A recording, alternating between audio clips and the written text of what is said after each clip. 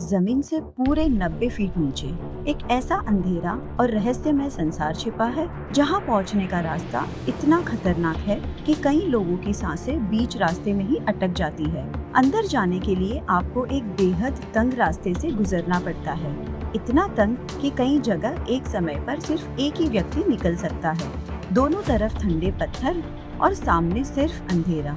एक गलत कदम और आप गहराई में फिसल सकते हैं। असली रहस्य इसी रास्ते के अंत में छिपा है, क्योंकि इस अंधेरे के नीचे एक पूरी दुनिया मौजूद है। ऐसी दुनिया जिसके बारे में कहा जाता है कि ये कोई साधारण गुफा नहीं, बल्कि पाताल लोक का प्रवेश द्वार है। और यही कहीं इसी गुफा में कलयुग के अंत का रहस्य भी छिपा हुआ है। कहा जाता है कि इस गुफा तक पहुंचना ही एक परीक्षा है। जैसे जैसे आप नीचे उतरते हैं, ऊपर की दुनिया पीछे छूटती चली जाती है। हवा ठंडी होने लगती है, सन्नाटा और गहरा हो जाता है, और फिर अचानक आपके सामने खुलती है एक पूरी अंडरग्राउंड दुनिया। एक ऐसी दुनिया जिसे देखकर यकीन करना मुश्किल हो जाता है कि ये सब प्रकृति ने बनाया है। गुफा के अंदर कदम रखते ही चारों तरफ विचित्र आकृतियाँ दिखाई देने लगती है। कहीं शेषनाग के फन जैसी आकृति, तो कहीं देवी देवताओं जैसी आकृतियाँ। मान्यता है कि इस गुफा में 33 कोटि देवी देवताओं का वास है। लेकिन सबसे रहस्यमय दृश्य और आगे बढ़ने पर दिखाई देता है एक विशाल कमल जैसी आकृति, और उसके ठीक नीचे भगवान गणेश का बिना सिर वाला धड़। हैरानी की बात यह है कि उस कमल से पानी की बूंदें लगातार टपकती रहती है, जबकि वहाँ पानी आने का कोई रास्ता दिखाई नहीं देता। और यही बात इस रहस्य को और भी गहरा बना देती है। लेकिन ये तो बस शुरुआत है। गुफा के अंदर आगे बढ़ते ही यहाँ कई ऐसी आकृतियाँ दिखाई देती है जिन्हें लोग अलग अलग देवी देवताओं से जोड़ते हैं। कुछ लोग इन्हें प्रकृति की कला मानते हैं, तो कुछ लोग इन्हें दिव्य उपस्थिति का प्रमाण। कहा जाता है कि इस गुफा के दर्शन करना कई पवित्र तीर्थों के दर्शन के बराबर है।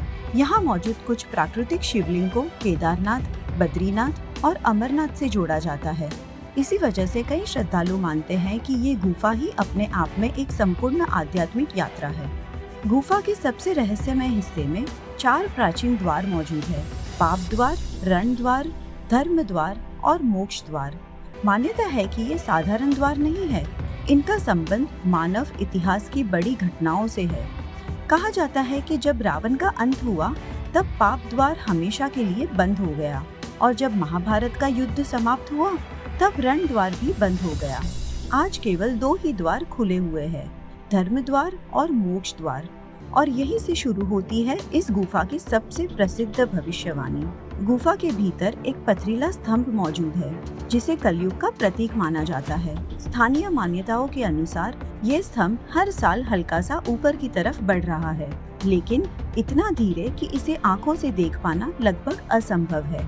और इसी स्तंभ से जुड़ी है वो प्रसिद्ध भविष्यवाणी। कहा जाता है कि जिस दिन ये स्तंभ गुफा की छत को छू लेगा, उसी वक्त पूरी पृथ्वी पर कलयुग समाप्त हो जाएगा, महाविनाश आएगा और एक नए युग की शुरुआत होगी। गुफा के अंतिम हिस्से में एक रहस्यमय बंद रास्ता है। कहा जाता है कि ये रास्ता सीधे माउंट कैलाश की तरफ जाता है, वही कैलाश जिसे भगवान शिव का निवास माना जाता है। मान्यता है कि सदियों पहले महाभारत के पांडव जब स्वर्ग की यात्रा पर निकले थे, तब उन्होंने भी इसी रास्ते का उपयोग किया था। आज ये सुरंग पूरी तरह बंद है, पर इसके अंदर से आने वाली ठंडी हवा आज भी इसी बात का सबूत देती है कि ये गुफा कहीं बहुत दूर तक जुड़ती है। कहा जाता है कि ये गुफा बहुत लंबे समय तक दुनिया की नजरों से छिपी रही।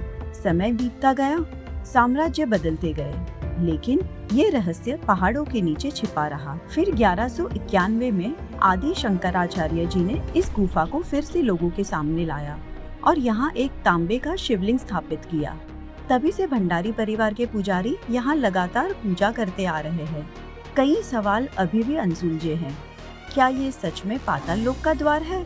क्या कलयुग के अंत की भविष्यवाणी सच है? और क्या ये सुरंग सचमुच माउंट कैलाश तक जाती है? ये गुफा है उत्तराखंड के पिथौरागढ़ जिले में, जिसका नाम है पाताल भुवनेश्वर। एक ऐसी जगह जहाँ हर मोड़ पर एक नया रहस्य आपका इंतजार करता है। और शायद इसी वजह से सैकड़ों साल बाद भी लोग यहाँ सिर्फ दर्शन के लिए नहीं, बल्कि उन सवालों के जवाब खोजने आते हैं जिनका जवाब आज भी किसी के पास नहीं है।